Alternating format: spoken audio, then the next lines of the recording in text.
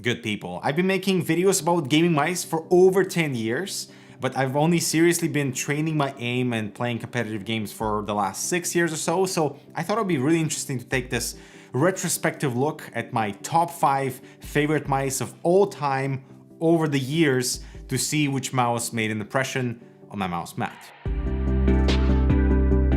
It is really fascinating to see how the marketing around these mice changes over years, how the tech changes too, and how our own expectations and obviously our own skill change with the new iteration of the best, right? And so for this first mouse, man, it's got the feels, the Logitech G9 or the G9X, because it was my very first gaming mouse. It was the very first gaming product that I purchased for myself to start my own YouTube channel. So basically it kind of launched my YouTube career. So thank you, the G9. And it's basically the shape of the mouse that has defined my grip style, which is kind of the hybrid claw/palm grip because my hand is a bit wider. But the G9 at the time really encompassed all the awesome features like the interchangeable grip styles to make the mouse slightly slimmer or slightly chunkier, the wider one, that is what I was playing with. I love the interchangeable weight system too, to add weight to the mouse, because we were going back in the exact opposite direction of making mice heavier for precision and control, whereas now it's exactly the opposite. The G9 also had an infinite scroll wheel on a gaming mouse, which we don't see anymore.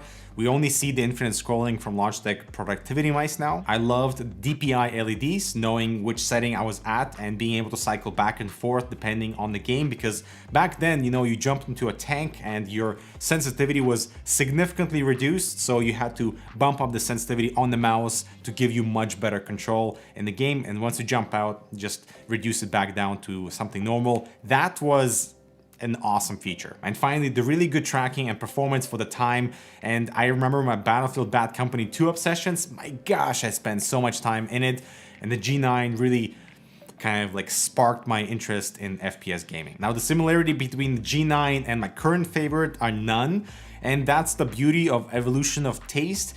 And it really sucks that Logitech no longer sells the G9 and I can't find it anywhere either. I still have mine. I cut the cord and it's kind of in a time capsule put away, but I would love for Logitech to revive the G9 series because the shape was excellent, and if they revamped the guts to all the proper 2021 tech, it might be a really good sell. It's exactly what Cooler Master did with the MM720. Alright, so this next mouse that lived on my gaming set for years is the Myonix Caster. A little bit of a surprise, but as I was retrospecting, looking back to what I was using, I mean, it made sense. It was a fantastic ergonomic shape and all the guts were properly in line to what we were expecting back at the time. For example, the lightweight body at 93 grams for the time was pretty competitive. It was also one of the first mice where I fell in love with the scroll wheel.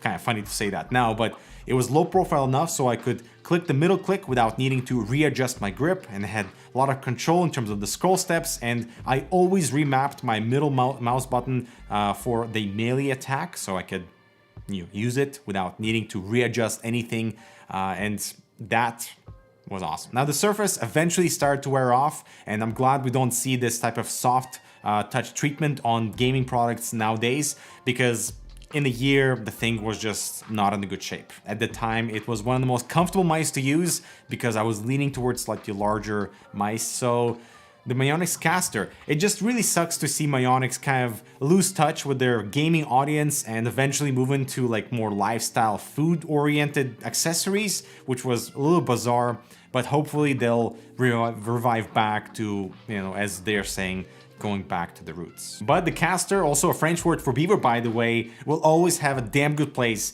in my heart. However, this next mouse really got me training in competitive CSGO, and that is the Logitech G Pro, the original gaming mouse. This was at the time when their entire G Pro line wasn't so populated. It was such an easy FPS recommendation that even today, I would say it's pretty competitive at this lightweight 83 gram body for 2021 standards, and I have so many other mice that are the same shape, like the G305, the G203, the G102, because I've basically grown up with it and I kind of want to have it by my side just in case. The shape was the king with this one, so were the simplicity behind the DPI switches and that beautiful RGB glow. I would say the only weak point of this mouse in today's standards would be the feet, as they're not as smooth as what we've gotten so spoiled with when it comes to standard premium mice today. But Logitech did the right thing of reintroducing this shape through other derivative models, the G305, the 203, the 102, so that gamers at all price points could experience this fantastic shape,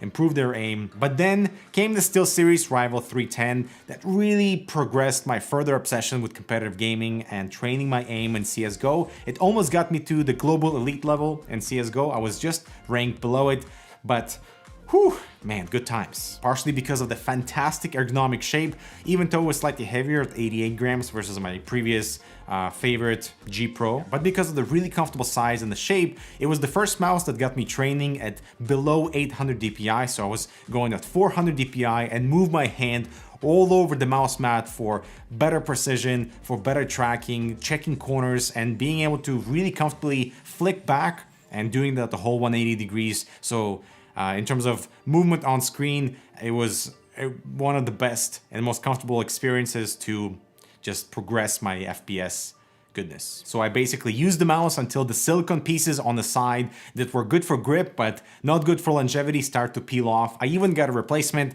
and the same thing started to happen there. But it was the mouse that really got me training hard because of two reasons. Now, the TrueMove 3 sensor was awesome. It had raw tracking throughout the entire range, and that gives you confidence in your tech and your mouse. So there's absolutely no acceleration, no stuttering, no jitter. It was perfect. And for number two, the handling was excellent. The low profile scroll wheel gave me excellent middle click and nice controlled steps, even though they kind of worn off over time. But the second thing was the dual step CPI adjustment, because I never used more than 2 CPI levels at a time, and having that built in was so convenient.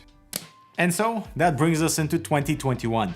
Despite having experienced basically all the goodness that is available in the space, like the Viper series, the entire glorious lineup, the awesome stuff from Xtrfy with the M4, that ergonomic stuff, and the experimental MZ1, my favorite mouse of all time up to now would have to be the Cooler Master MM720, because they did it right in terms of reviving that Hornet shape with all the updated guts. So the fantastic top-of-the-line sensor, the optical, I think there were 70 million click switches, a pretty cool up-to-date perforated design to reduce the weight at 49 grams, which is absolutely incredible to have such lightweight body, but still having a lot of control with movement.